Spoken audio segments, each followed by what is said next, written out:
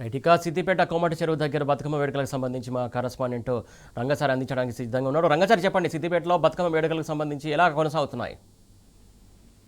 సురేష్, ఇది తెలంగాణ సంస్కృతికి ప్రతిబింబంగా ఉన్నటువంటి సద్దుల బతుకమ్మ పండుగ వేడుకలు ఈ రోజు సిద్దిపేటలో ఘనంగా జరుగుతూ ఉన్నాయి. ఇప్పటికే సిద్దిపేట పట్టణంలోని అన్ని వీధులన్నీ కూడా బతుకమ్మ పండుగ సంబరాలతో మునిగి తేలుతున్నటువంటి పరిస్థితి ఉంది. ముఖ్యంగా మహిళలంతా కూడా పెద్ద ఎత్తున ప్రతి వీధిలో కూడళ్లలో చేరి పెద్ద ఎత్తున బతుకమ్మ పాటలు పాడుతూ ఆడుకుంటున్నటువంటి పరిస్థితి ఉంది. ఈ రోజు కోమటి చెరువు వద్ద పెద్ద ఎత్తున సద్దుల బతుకమ్మకు సంబంధించిన సంబరాలు జరగబోతున్నాయి. మరొక గంటన్నరలో లక్షలాదిగా అక్కడికి ప్రజలు చేరబోతూ ఉన్నారు. కోమటి చెరువు పూర్తి స్థాయిలో సుందరీకరణ జరిగిన తర్వాత పెద్ద ఎత్తున అక్కడ బతుకమ్మ వేడుకలు జరగడం అనేది గత 6-7 సంవత్సరాలుగా జరుగుతూ ఉన్నది. గతంలో కోమటి చెరువుకు సంబంధించి చాలా ఇబ్బందికరమైనటువంటి పరిస్థితి ఉన్న నేపథ్యంలో గత ముఖ్యమంత్రి కేసీఆర్ నేతృత్వంలో ఇచ్చిన ఆదేశాల మేరకు హరీష్ రావు చెరువుని అద్భుతంగా తీర్చిదిద్దిన నేపథ్యంలో అక్కడ ప్రతి సంవత్సరం కూడా బతుకమ్మ వేడుకలు, సద్దుల బతుకమ్మ వేడుకలు అత్యంత అద్భుతంగా జరుగుతున్నాయి. సిద్దిపేట పట్టణానికి సంబంధించిన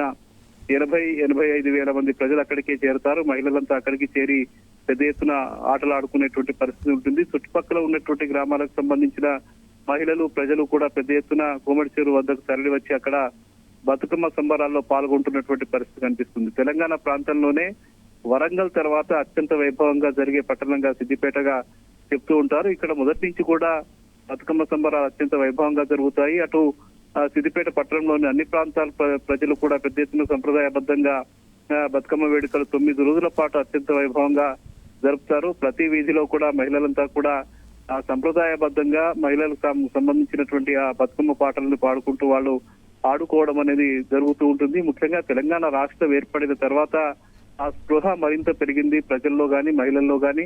బతుకమ్మ ఆడాలి అనే ఒక తమ పండుగని గొప్పగా చాటి చెప్పుకోవాలనే ఒక స్పృహ కూడా బలంగా పెరిగినటువంటి నేపథ్యంలో ప్రతి వాళ్ళు కొంతకాలం పాటు మధ్యలో కొంతమంది బతుకమ్మను కొంత దూరంగా ఉన్న నేపథ్యంలో అయితే ఎప్పుడైతే తెలంగాణ రాష్ట్రం శాసన జరిగిందో, తెలంగాణ రాష్ట్రం వచ్చిందో, తెలంగాణ రాష్ట్ర సంస్కృతికి ప్రతిబింబంగా బతుకమ్మ పండుగ ఎట్లాగైతే ఎస్టాబ్లిష్ అయిందో అప్పటి నుంచి కూడా ప్రతి ఒక్కరిలో కూడా బతుకమ్మ ఆడాలి అని ఒక ఆలోచన వచ్చింది, స్పృహ వచ్చింది. అప్పటి నుంచి కూడా ఇంకా చాలా మంది అన్ని కులము అనే తేడా లేకుండా, చిన్న కులము పెద్ద కులము అనే తేడా లేకుండా మహిళలంతా కూడా పెద్ద ఎత్తున అక్కడికి తరలి వచ్చి ప్రతి గ్రామంలో కూడా ఆడుకుంటున్నటువంటి పరిస్థితి.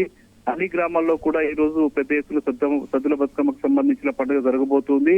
ముఖ్యంగా చెరువుల వద్ద కూడా అందుకు అనుగున్నటువంటి ఏర్పాట్లు సిద్దిపేట నియోజకవర్గంలో చేయడం జరిగింది. అయితే ఈ ప్రస్తుత కాంగ్రెస్ పార్టీ ప్రభుత్వం చెరువులను కొంత నిర్లక్ష్యం చేసిందని చెప్పవచ్చు. ముఖ్యంగా ఏర్పాట్లలో కూడా కొంత నిర్లక్ష్యం కూడా కనిపించినటువంటి పరిస్థితి చాలా గ్రామాల్లో కనిపించింది. ముఖ్యంగా గతంలో అయితే బతుకమ్మ పండుగ వస్తుందంటేనే 15 రోజుల ముందు ఏర్పాట్లు చేసేటువంటి పరిస్థితి ఉండింది. కానీ ఈసారి కొంత రాష్ట్ర ప్రభుత్వం నుంచి సరైనటువంటి నిధులు విడుదల చేయకపోయిన నేపథ్యంలో ఆ పరిస్థితి కొంత భిన్నంగా కనిపిస్తుంది. ప్రజలు కొన్ని ఇక్కట్లు ఎదుర్కొన్నటువంటి పరిస్థితి కూడా కనిపించింది. మొత్తానికి ఈ రోజు కోమటి చెరువు వద్దనైతే ఘనంగా బతుకమ్మ పండుగ వేడుకలు మరికొద్ది సేపట్లో జరగబోతూ ఉన్నాయి. మాజీ మంత్రి హరీష్ రావు ఆ కార్యక్రమంలో పాల్గొనబోతూ ఉన్నారు. ఆయన సతీమణి కూడా ఈ కార్యక్రమంలో, శ్రీనిత కూడా ఈ కార్యక్రమంలో పాల్గొంటూ ఉన్నది. ముఖ్యంగా బీఆర్ఎస్ పార్టీకి సంబంధించిన నాయకులు, కార్యకర్తలు కూడా ఈ వేడుకల్లో పాల్గొనేందుకు సిద్ధం అవుతున్నటువంటి పరిస్థితి ఇక్కడ కనిపిస్తుంది. Suresh, right. Thank you Rangachari.